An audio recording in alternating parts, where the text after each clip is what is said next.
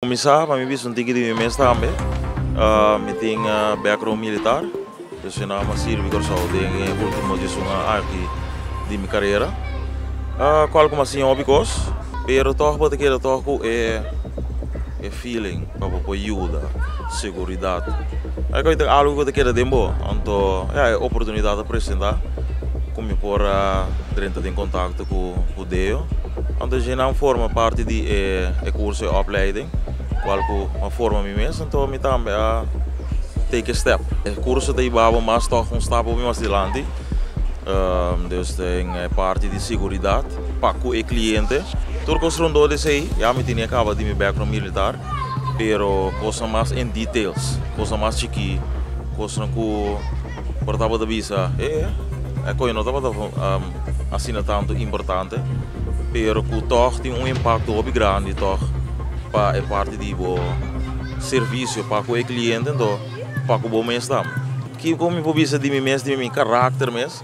me tuende não compreende me malo me nota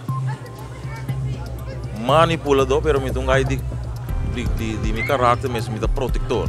dus me tá gosta zorg para ele me tá take care team base para ele mais com mês dus toch het tipo de trabalho aqui tá quadra toch de parte de meu caráter. Dus para mim é assim de com é um honor para mim possível ainda para mim dar tipo de serviço aqui. Steps anda obi onde visa? Anda de value, anda ajudar toch opi mas como este quer. Não, me te quer fielmente den boa pergunta é CEO grande. De como passou me tá toch de parte dus de regio aqui de Caribe nós como antiano vivemos assim nós tá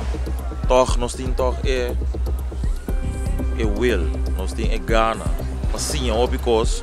então como antiano nós tá capaz para o típicos que men